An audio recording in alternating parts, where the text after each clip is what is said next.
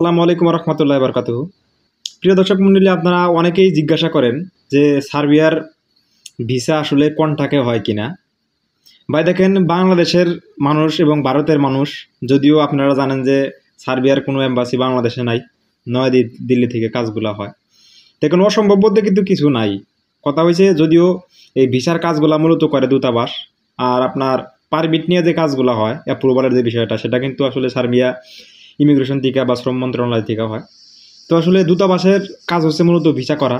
তো সেখানে অবশ্যই লিঙ্ক করার মাধ্যমে ভিসা সিস্টেম করা যায়, কারণ দেখা যায় যে কন্ট্রাক্টে যে ভিসাগুলো হয়, যেখানে আপনার ফাইল অ্যাপ্রুভাল আসে 3 মাসে বা 90 দিনে বা তার চেয়েও বেশি, সেখানে কন্ট্রাক্টে ভিসাগুলো হইলে সেখানে হয় আপনার দেখা যাচ্ছে 15 থেকে 25 দিন বা সর্বোচ্চ 1 মাসের ভিতরে অ্যাপ্রুভাল এসে পড়ে। এটাই হচ্ছে মূলত বিষয়। তবে কন্ট্রাক্টে কাজগুলো সবাই করতে পারে না, এটা হচ্ছে মূলত বিষয়। আর অনেকেই জিজ্ঞাসা করছেন আমাকে যে কন্ট্রাক্টে আসলে এরকম করা যায় কিনা। ভাই, অসম্ভব বলতে কিন্তু কিছু নাই, লিঙ্ক দেওয়া অবশ্যই সিস্টেম করা যায়। কারণ যেখানে ভালো লোক আছে সেখানে খারাপ লোকও আছে।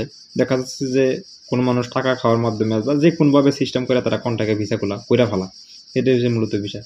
কারণ দেখা যাচ্ছে যে অনেক মানুষ ফাইল জমা দিয়ে আপনার 1 বছর 1.5 বছর পর্যন্ত পার করে ফেলায়। অনেকজনের ফাইল জমা দিয়ে সঠিকভাবে কাজ হলে দেখা যাচ্ছে যে এই মিডিয়াম আপনার 5 থেকে 6 মাসের মধ্যে ভিসা পায়। যে ভিসাগুলো কন্ট্রাক্টে করে সেই ভিসাগুলো আরও অধিক দ্রুতভাবে পাওয়া সম্ভব, যে হচ্ছে মূলত বিষয়। তবে সব মানুষকে আপনারা বিশ্বাস করে কন্ট্রাক্টে ভিসা করার কথা বলে টাকা পয়সা দিবেন না। দেখা যাচ্ছে কন্ট্রাক্টে কাজ কিন্তু সবাই করতে পারে না, এটাই হচ্ছে মূলত বিষয়। আর যদিও সবাই বলে যে আমি কন্ট্রাক্টে কাজ করব, দেখেন এই যে গতকালও একটা ঘটনা ঘটছে। একজনে 12 লাখ টাকা নিয়ে দালালে সব কিছু থেকে ব্লক মেরে দিছে, ফোন থেকে ব্লক মেরে দিছে। এই খবরগুলো আসলে খুব দুঃখজনক একটা বিষয়। মানুষ ভিসা করার আগে কীভাবে সম্পূর্ণ টাকা দেয়, আপনাদের ন্যূনতম জ্ঞান থাকা প্রয়োজন যে আমার ভিসাই হয় নাই, কীভাবে আমি 12 লাখ টাকা দিই। সব জিনিস ঠিকঠাক থাকলে ভিসা হওয়ার পরে একটা ধাপ, মানে স্টেপ বাই স্টেপ টাকাগুলো আপনারা দিবেন। হয়তো পারমিটের পরে 1 লাখ বা পারমিট অ্যাপ্রুভালের পরে 1 লাখ দিলেন, বা ভিসা টিসা কমপ্লিট হওয়ার পরে কিছু টাকা দিলেন, বা একবার সব কিছু ম্যান পাওয়ার হওয়ার পরে কিছু টাকা দেবেন। এইভাবে টাকাগুলো আপনারা দিবেন।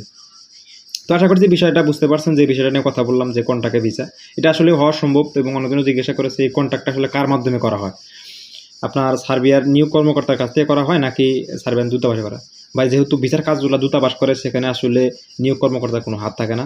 তো দূতাবাসেই মূলত এই বিষয়গুলো নিয়ে কাজ করা হয় বা লিঙ্কে কাজ করা হয়, এটাই হচ্ছে মূলত বিষয়। আশা করছি বিষয়টা বুঝতে পারছেন। সবাই ভালো থাকবেন, সুস্থ থাকবেন। আল্লাহ হাফেজ।